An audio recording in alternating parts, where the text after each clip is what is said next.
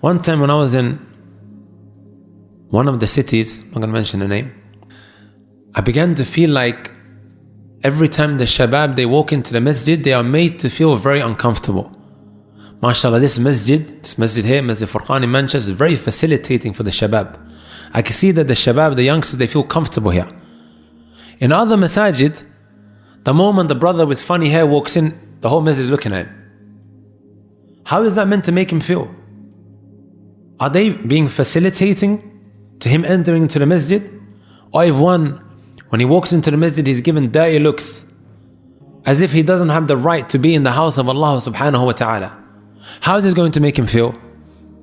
It's going to make him feel this is not the place for you, when that shouldn't really necessarily be the case, right? No matter what is happening in your life, I don't want you guys to leave of any of this. Even if you become a drug dealer, even if you are someone who has engaged in haram relationships with those who are not lawful for him. Sometimes from the traps of the shaitan is what? You're doing X, Y, and Z. It's hypocritical to go and now what? Enter into the masjid. Doesn't the shaitan whisper this sometimes, guys? You've just done X, Y, and Z. You're very dirty at the moment. Don't go into the masjid. That's hypocritical. This is from the traps of the shaitan. This is a clear trap of the shaitan. اعلموا هذا. Know this.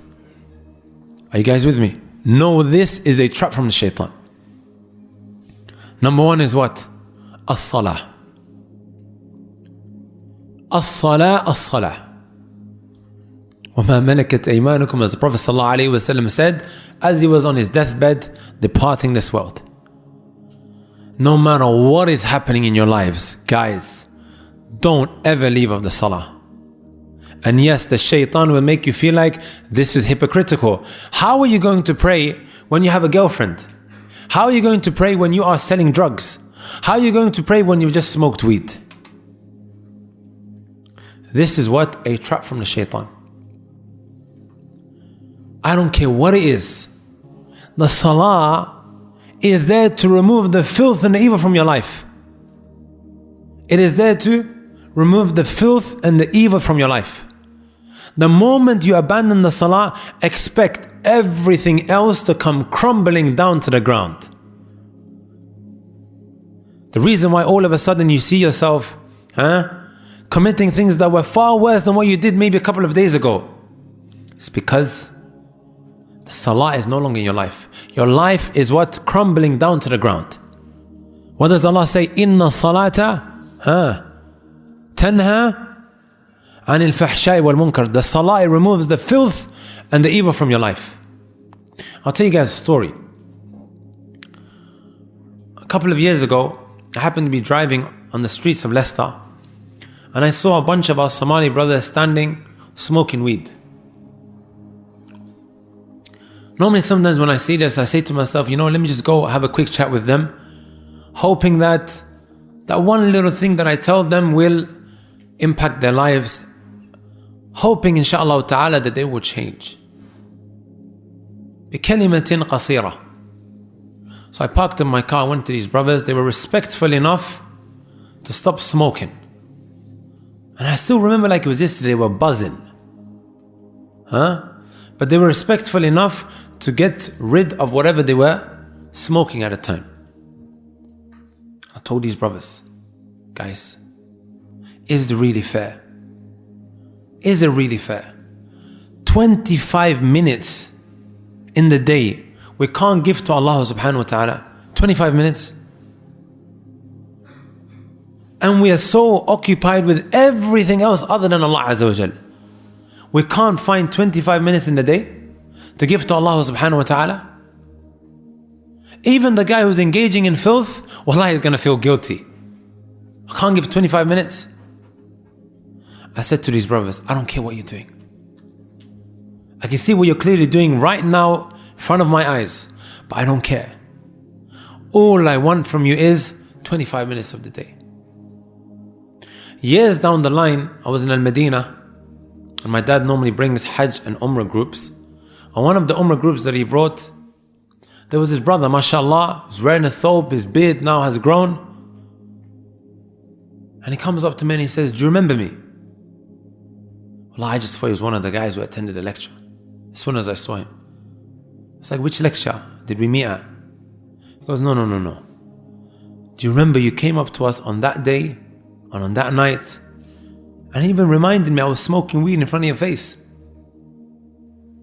All I did was start praying, even when I was engaging in all of this filth. I just started going to the masjid while sometimes I was buzzing. And slowly, I began to feel very uncomfortable in my environment. What does the salah do to you again, guys? Earlier, what did I mention? Inna salata tanha anil fahsha'i wal munkar. The salah, it removes the filth and the evil from your lives. No matter what you guys are doing, or no matter what you've done, you must have that relationship with the salah. Otherwise, your life is going to spiral out of control. You're just going to keep on getting depressed more and more. This is why the solution is so simple. Al-Islam, that gives you that what? Contentment and that peace. And that salah, the interaction we have with our Lord 5 times a day. 5 times a day. That will grant you that peace. This is why the Prophet ﷺ used to say to Bilal, قُمْ يَا بِلَال فَأَرِحْنَا بِالصَّلَاةِ. Stand up, Ya Bilal. Cause us to enjoy the salah. To the righteous of the past, the salah was like what they call today like a getaway holiday. What do the kuffar do?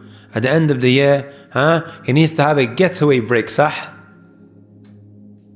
And some of them, they want to even get away from their families. They call it a getaway for the lads. Getaway for the lads.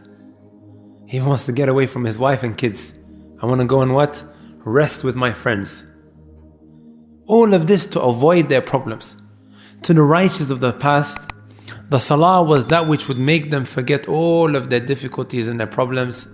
It's like a whole world for them. It was what they call today a getaway break for them. And anytime they were struck with some difficulties, they would rush to the salah. أليس كذلك؟ كان النبي صلى الله عليه وسلم إذا حزبه أمر فزع إلى الصلاة. Whenever the Messenger صلى الله عليه وسلم went through some sort of difficulty, he would rush to where? He would rush to the salat. Pray at a time when you're going through some difficulty and some problem. See how you feel. See how you feel. A relative has passed away.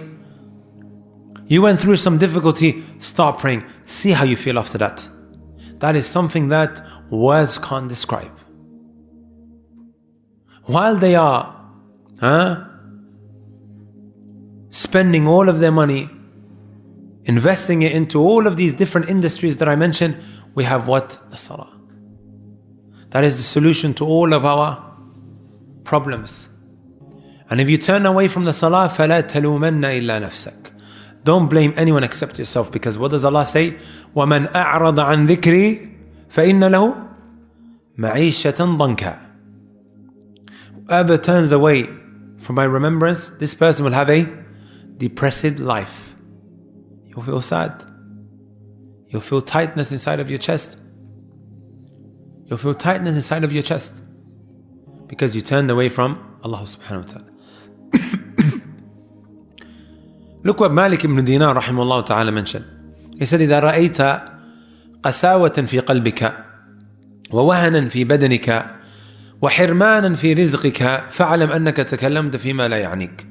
If you begin to feel hard in your heart, and you begin to feel weak, and you feel like that your provision is being deprived, you just feel like nothing seems to be going for you, then know that you've spoken about something that's none of your business.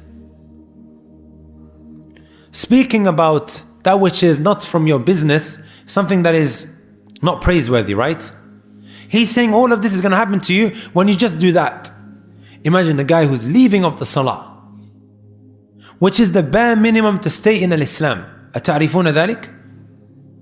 The bare minimum after the Shahada in order to remain in Al-Islam is you must come with the obligatory prayers. So why many of the scholars of the past, even from the companions, كانوا لا يرون شيء من أعمال ترك وكفر غير الصلاة. As Abdullah ibn Shaqiq al-Uqayli mentioned. They never used to see an action that was abandoned to be what? An act of kufr other than salah. They saw no difference between Mark and also Muhammad who doesn't pray. You guys know Mark and John and Bob? Huh? They're not Muslims, right? But they saw no difference between Mark, Bob and John and also Muhammad who doesn't pray. If they saw a woman not wearing hijab, they said, oh, maybe she's new to Islam. If they saw someone not fasting or not going for Hajj, or maybe he's ill. If they saw someone not paying the zakat, or maybe he doesn't have the financial capability. But when it came to the salah, there was no excuses. Because if you can't pray standing up, you have to pray sitting down. You can't pray sitting down, you have to pray lying down. Prophet ﷺ, he said, العهد الذي بيننا وبينهم الصلاة من تركها فقد كفر. The difference between us and them is what?